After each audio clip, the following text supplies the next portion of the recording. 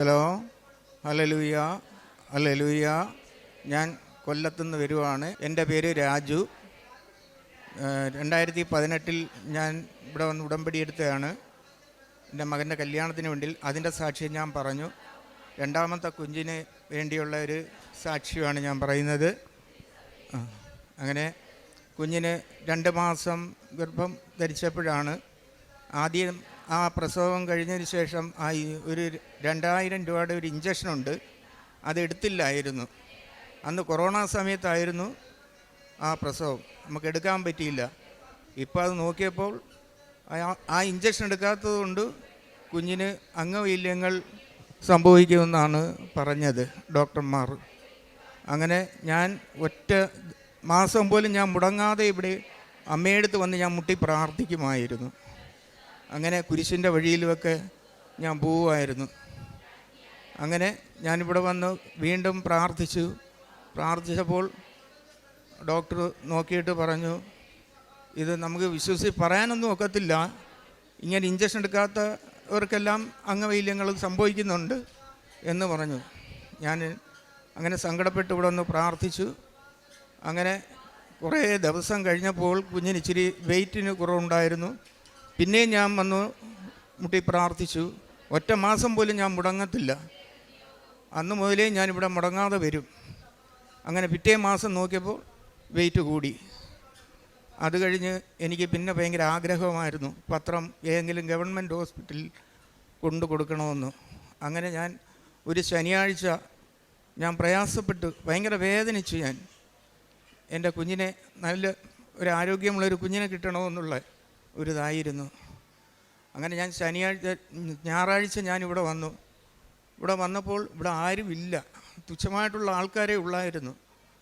അന്ന് പെരുന്നാളായിരുന്നു. അങ്ങനെ ഞാൻ മുട്ടി പ്രാർത്ഥിച്ച് കരഞ്ഞിവിടെ വന്നിരുന്നു. എനിക്കൊരു കെട്ട് പത്രം വേണം. എൻ്റെ അമ്മ എനിക്ക് അനുവദിച്ചു.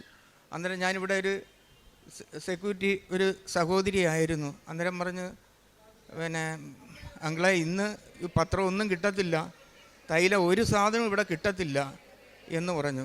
അങ്ങനെ ഞാൻ അവിടെ പോയി സങ്കടപ്പെട്ട് പ്രാർത്ഥിച്ചു, അമ്മേ എനിക്കൊരു കെട്ട് പത്രം കിട്ടണം, എനിക്ക് ഇന്ന് തന്നെ പോകുന്ന വഴിക്ക് ഏതെങ്കിലും ഗവൺമെൻറ് ഹോസ്പിറ്റലിൽ വിതരണം ചെയ്യണമെന്ന്. അങ്ങനെ വീണ്ടും ഞാനിവിടെ വന്ന് അമ്മയെടുത്ത് മുട്ടി പ്രാർത്ഥിച്ചു. വീണ്ടും ഞാൻ അവിടെ ചെന്ന് ആ മൂലയ്ക്ക് കരഞ്ഞു. അന്നേരം വീണ്ടും ആ സഹോദരി പറഞ്ഞു, അവിടെ പോയിരുന്ന് പ്രാർത്ഥിക്കാൻ പറഞ്ഞു. അങ്ങനെ നോക്കിയപ്പം ആ മതിലയിലിരിക്കുന്ന ഒരു കെട്ട് പത്രം അന്നേരം തന്നെ ആ സഹോദരി എടുത്ത് തന്നു. ആ പത്രം എടുത്തുകൊണ്ട് ഞാൻ ഇവിടെ വന്ന് പൂജ സമയത്ത് ഇവിടെ ഇരുന്നു പ്രാർത്ഥിച്ചും കൊണ്ടിരുന്നിട്ടും അന്നേരം തന്നെ ഞാൻ ഇവിടുന്ന് ഇറങ്ങി തിരുവനന്തപുരം വണ്ടി കിട്ടി. അങ്ങനെ ഹരിപ്പാട് ഗവൺമെൻറ് ഹോസ്പിറ്റലിൽ കൊണ്ടുവന്ന് ഞാൻ വിതരണം ചെയ്തു. ഫസ്റ്റിലേ ചെന്നപ്പോൾ ആ ഒരു റൂമിൽ തട്ടിയപ്പോൾ കയറി വരാൻ പറഞ്ഞു. കയറി ചെന്നപ്പോൾ 2 കാലിലും ചെത്തയുള്ളൊരു അമ്മാവൻ. ആ അമ്മാവൻ്റെ 2 കാലിലും ഞാൻ കൈവച്ച് വിശ്വാസ പ്രമാണം ചൊല്ലി ആ പത്രം വിതരണം ചെയ്തു. അന്നേരം തന്നെ ആ എല്ലാ പത്രങ്ങളും അവിടെ ചിലവായി, എല്ലാവർക്കും കൊണ്ട് കൊടുത്തു ഞാൻ. അതിനുശേഷം ഞാൻ പിന്നെ പിറ്റേന്ന് വീണ്ടും